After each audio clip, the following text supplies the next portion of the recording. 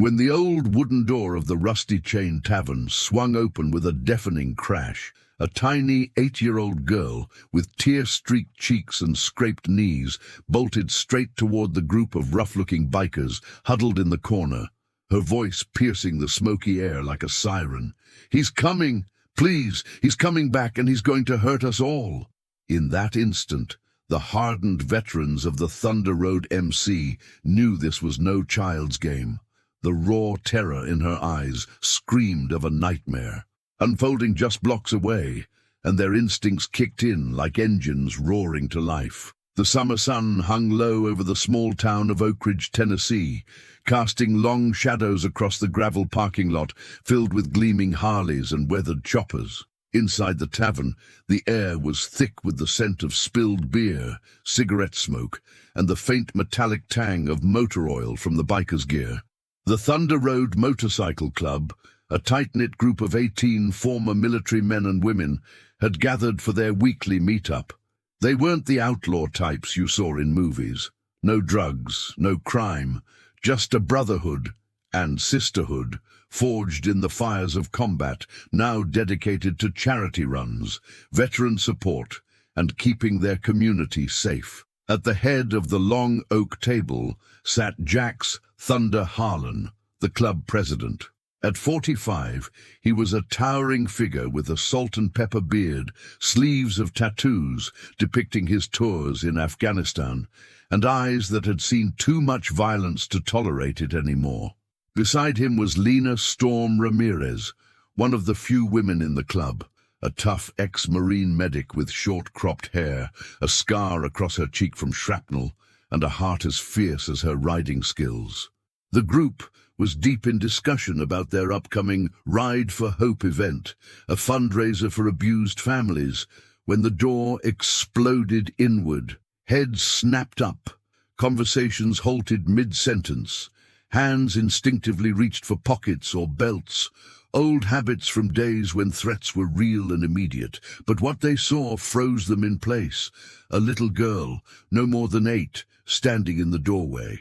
Her pink sundress was torn at the hem, dirt smeared across her arms and legs, and her bare feet were raw and bleeding from what must have been a frantic sprint over jagged sidewalks. Her blonde hair was matted with sweat, and her blue eyes, wide with panic, darted around the room before locking onto the bikers. She didn't hesitate. She ran toward them, her small feet slapping against the sticky floor, sobs choking her words. "Please, you have to help us," she cried, crashing into the table's edge and clutching at Jax's leather vest with trembling fingers, her nails dug in like claws, desperate for anchor. "He's coming back. My brother is still there, and my mum. She can't get out. He's so mad, and he said he'd make us pay." Jax knelt down to her level, his massive frame suddenly gentle, like a bear protecting a cub. The scent of her fear, sweat mixed with the faint sweetness of strawberry shampoo, hit him hard. "Whoa, easy there, kiddo. You're safe here. Take a breath. What's your name?" Ava," she stammered, her chest heaving. "Ava Thompson. My little brother Tommy is 6, and he's hiding under the bed. Mom's boyfriend, Rick, he's awful. He drinks all the time, and today he got furious because Tommy knocked over his beer can. He grabbed Tommy by the shirt and shook him so hard, I thought he'd break him. Mom tried to stop it, but Rick slapped her across the face and dragged her to the basement, locking the door with that big padlock he keeps. He yelled that when he came back from the store, he'd teach us all a real lesson. I snuck out the window and ran. I ran so fast, but no one else would listen. They just stared or drove away. Then I saw all your motorcycles outside. Please, you look strong. You have to help before he gets back." The words poured out like a flood, each one laced with the kind of terror that no child should know. Lena leaned in, her voice soft but steady, the way she'd calmed wounded soldiers in the field. "How long ago did he leave, Ava? Where's your house?" 15 minutes, maybe. It's just 2 blocks down Elm Street, the grey house with the red mailbox. Number 217. Please, Tommy's so scared. He wet himself when Rick yelled, and I told him to hide. But if Rick finds him, Her voice broke into sobs, her small body shaking against Jax's arm. Around the table, the bikers exchanged glances. Fury simmered in their eyes, men and women who'd fought overseas to protect the innocent, only to come home and find monsters lurking in everyday homes. Jax felt a cold rage coil in his gut, memories of his own abusive childhood flashing like lightning. This wasn't exaggeration, it was survival instinct, pure and raw. The club had rules: protect the vulnerable, no matter the cost. "Listen up," Jax barked, his command voice cutting through the tension. "Lena, you're with me and Ava. Rocco, call the cops. Domestic in progress, kids at risk, 217 Elm. Tell them we're securing the scene. Rest of you, mount up. We form a perimeter. No one touches those kids or their mom." The tavern erupted into action. Chairs scraped back, boots thundered on the floor, and the air filled with the jingle of keys and the snap of leather jackets. Outside, engines growled to life, a symphony of power that vibrated through the ground. Ava clung to Lena as they straddled her bike, the girl's arms wrapping tight around the woman's waist. "It'll be okay, Ava," Lena whispered, revving the throttle. "We're the storm that chases the bad guys away." As the convoy roared down the street, neighbors peeked from windows, phones in hand, but no one intervened. The bikers' presence was a force, intimidating to some, but to Ava, it was salvation. They pulled up to the grey house, its peeling paint and overgrown weeds screaming neglect. The front door hung slightly ajar, a broken latch glinting in the sunlight. Inside, faint cries echoed, Tommy's whimpers from upstairs. Lena dismounted, lifting Ava gently. "Stay close, but behind me." They pushed inside, the house reeking of stale alcohol and despair. Walls bore fist-sized holes, furniture lay upended, and shattered glass crunched underfoot. "Tommy!" Ava called, her voice trembling. "It's me! I brought help!" A small head peeked from under the bed in the kids' room.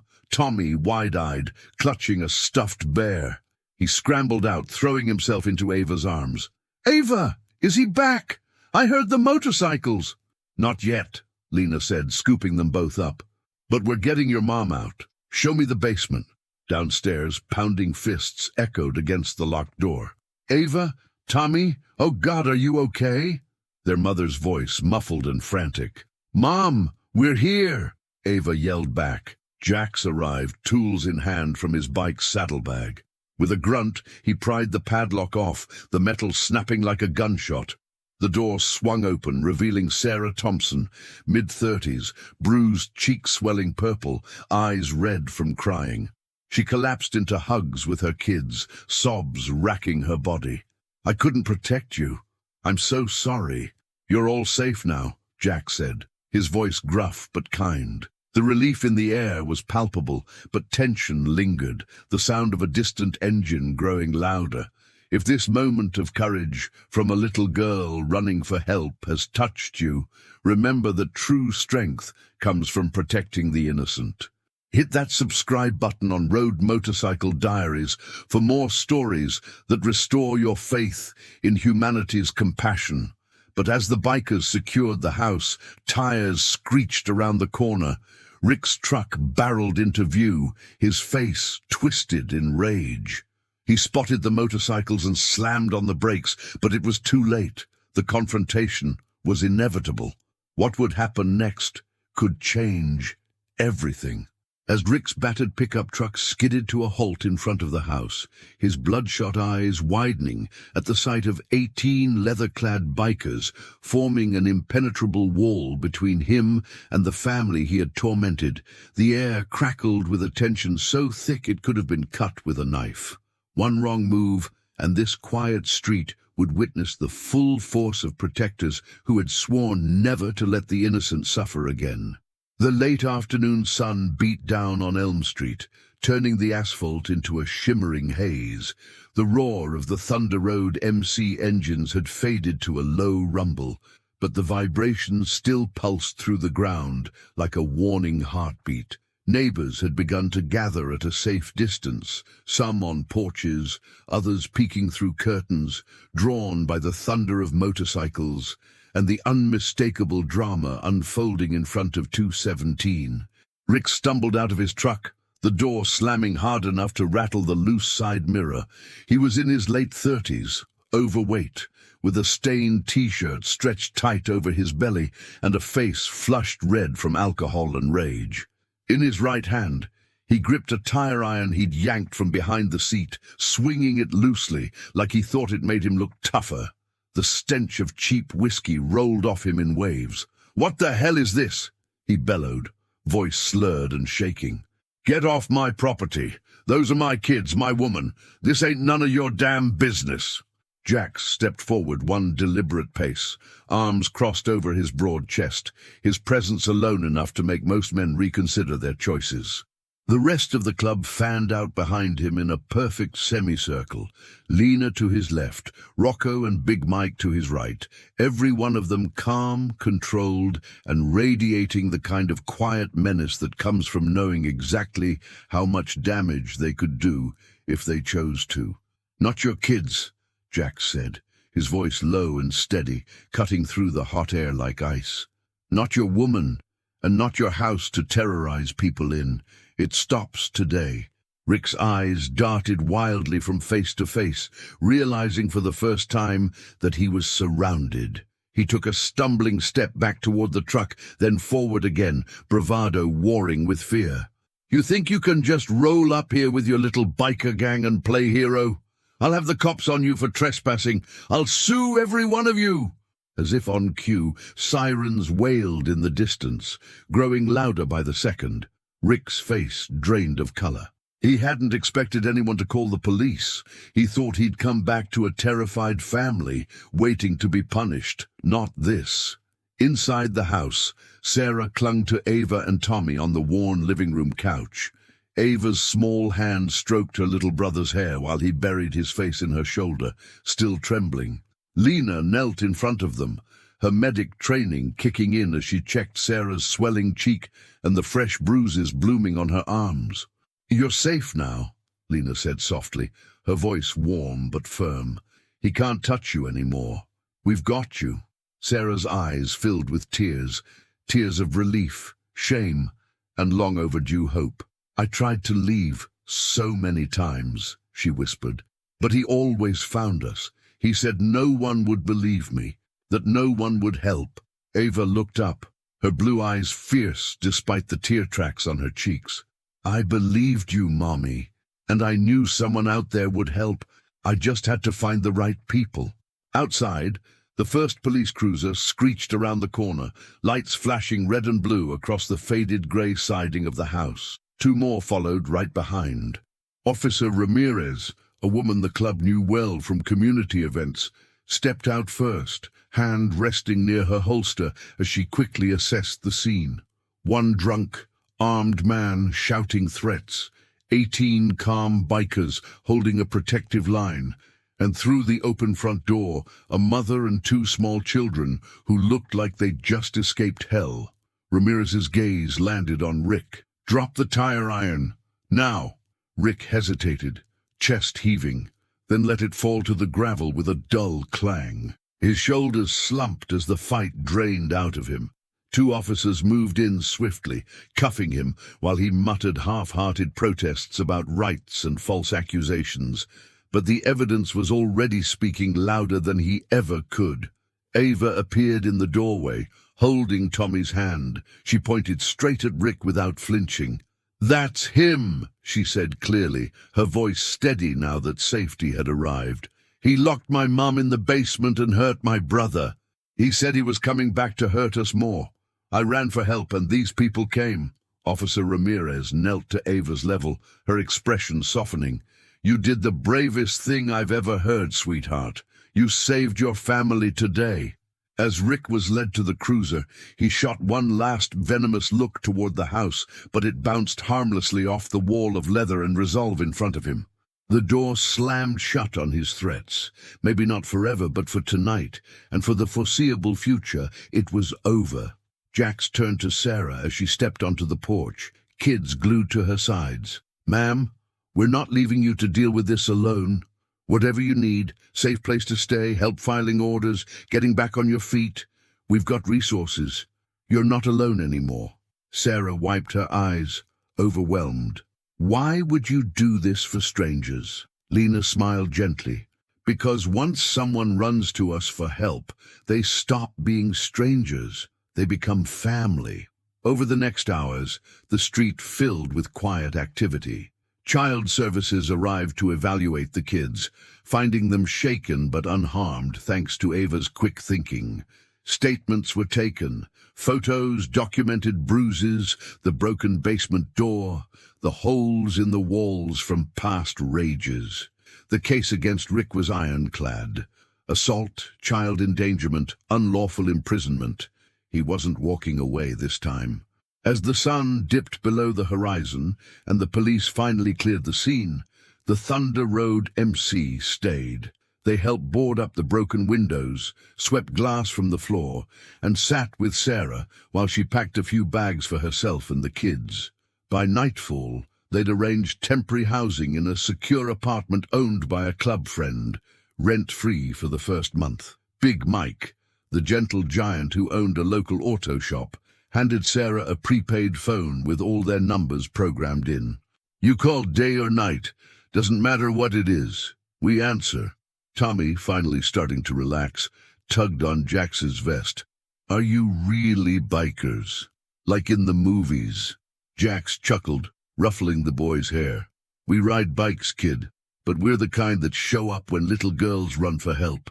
That's the only kind that matters. If this story of ordinary people choosing to stand up and protect the vulnerable has moved you, smash that like button and subscribe to Road Motorcycle Diaries right now. We bring you real stories of courage, compassion, and the unbreakable human spirit. Stories that remind us all why we should never look away. Turn on notifications so you never miss the conclusion of Ava's incredible journey tomorrow. But this wasn't the end for Ava, Tommy, and Sarah. In the weeks and months that followed, the Thunder Road MC would prove that true protection doesn't stop when the sirens fade. It only begins. 10 years after that fateful summer afternoon, when an 8-year-old girl burst into a tavern screaming for help, a now 18-year-old Ava Thompson stood on the starting line of the annual Ride for Hope, wearing a full Thunder Road MC prospect patch on her leather vest. Proof that one act of desperate courage could ripple outward and change lives forever. The morning air in Oak Ridge was crisp and alive, with the deep rumble of hundreds of motorcycles lined up along Main Street. Flags snapped in the breeze, banners reading, "Ride for Hope, protecting the vulnerable," fluttered above the crowd, and the smell of fresh coffee and hot donuts mixed with exhaust and leather. It was the biggest turnout the charity ride had ever seen. Over 400 bikes, thousands of spectators, and local news crews capturing every moment. Ava stood tall beside Jax's Harley, her long blonde hair braided back, blue eyes bright with confidence instead of the terror that once filled them. The scars on her knees from that barefoot run had faded to faint lines, but the memory fueled her. Next to her, 16-year-old Tommy adjusted his own child-sized helmet, grinning ear to ear. He'd been riding passenger with Lena for years, and couldn't wait for the day he'd earn his own prospect patch. Sarah Thompson watched from the sidewalk, tears shining in her eyes, but this time they were tears of overwhelming pride and gratitude. The woman who once hid bruises under long sleeves now stood in the sunlight, healthy, strong, and surrounded by a chosen family that had never left her side. Jax, Thunder Harlan, Greer, now at 55, placed a hand on Ava's shoulder. "You ready, kid?" "Born ready," Ava answered, voice steady. "Just like you taught me. Show up, protect, never look away." The crowd quieted as Ava stepped up to the microphone on the small stage. She looked out over the sea of leather vests, familiar faces, and new riders who'd heard the story and wanted to be part of something bigger. 10 years ago, she began, her voice carrying clear and strong across the street, I was an 8-year-old girl who ran barefoot through town because my little brother and my mom were in danger. I was terrified, bleeding, and sure no one would help. But I saw a parking lot full of motorcycles outside the Rusty Chain Tavern, and something inside me said, maybe they'll listen. A soft ripple of murmurs and nods moved through the crowd. Many already knew the legend. I burst through that door crying, "He's coming!" And without hesitation, 18 incredible men and women of Thunder Road MC dropped everything to protect us. They didn't know our names. They didn't ask for anything in return. They just showed up. Bin, she paused, emotion thickening her words. That day taught me that courage isn't the absence of fear. It's running for help, even when your legs are shaking. It's believing a scared child and acting immediately. And it's using whatever strength you have to stand between the vulnerable and the violent. Applause started to build, but Ava raised a hand to continue. Because of them, my mom got safe housing, a better job, and counseling that helped her heal. My brother and I grew up knowing we were loved and protected. Thunder Road never stopped checking in. They fixed our bikes when we learned to ride, helped with homework, showed up to school events, and made sure we knew we had a family bigger than blood. She turned to look at Jax, Lena, Rocco, Big Mike, and the rest of the original crew standing proudly behind her. They didn't just save us that day. They showed us how to live, how to be the kind of people others can run to when they're scared. And today, as an official prospect of Thunder Road MC, I get to pay that forward. The crowd erupted. Cheers, whistles, engines revving in celebration. Tommy ran up and hugged his sister tight on stage. Sarah joined them, the three embracing while cameras flashed and bikers wiped discreet eyes behind sunglasses. Jax took the mic next. This club was founded by veterans who came home needing purpose. We found it in the road, in brotherhood, and most importantly, in protecting kids like Ava who need someone to believe them. Today we ride not just for hope, but because hope showed up 10 years ago in the form of one brave little girl who refused to give up. The ride itself was a rolling celebration, hundreds of bikes thundering through Tennessee backroads, escorted by police who'd become partners over the years. They raised over $150,000 that day for domestic violence shelters, counseling programs, and safe houses across the state. In the months and years that followed, Ava became a full-patched member at 21, known throughout the region for her work mentoring at-risk kids and teaching self-defense classes at the community center Thunder Road helped fund. Tommy followed in her footsteps, prospecting at 18. Sarah remarried, a kind man who adored her children, and opened a small bakery downtown, where club members were always the first customers. Rick, meanwhile, served 8 years after multiple charges and violations. A permanent protective order kept him far away. Justice had been served, but more importantly, healing had won. Every year on the anniversary of that desperate run, Ava returned to the Rusty Chain Tavern, now renovated and thriving thanks to club investment, and stood in the exact spot where she'd burst through the door. She'd close her eyes for a moment, remember the terror, then open them and smile at the photos on the wall, one of a terrified 8-year-old clinging to Jax's vest, and another of that same girl, now grown, standing proud in her own cut beside the entire Thunder Road family. Because sometimes the most powerful thing in the world is a child's cry for help, meeting adults who answer, "We believe you, we're here, and we're not leaving." That is the legacy of Thunder Road MC. That is the legacy of one little girl's courage. And that is the reminder we all carry. When someone runs to you in terror and pleads for help, the only right response is to show up, fully, immediately, and without hesitation. If this story of courage, redemption, and unbreakable community has restored even a little of your faith in humanity, please hit that like button, share this video with someone who needs to hear it, and subscribe to Road Motorcycle Diaries with notifications on. We bring you true stories of real heroes, the ones who ride Harleys, the ones who run barefoot for help, and the ones who refuse to look away. Tell us in the comments.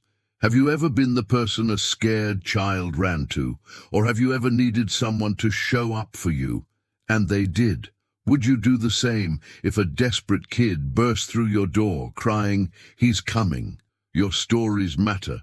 Drop them below. We read every single one. Thank you for watching. Never forget, the world is better when we protect each other. Ride safe, live brave, and always, always answer the call. See you in the next story. What do you think the club did next to help this family rebuild their lives? Leave your opinion in the comments and we'll see you tomorrow for more heartwarming stories.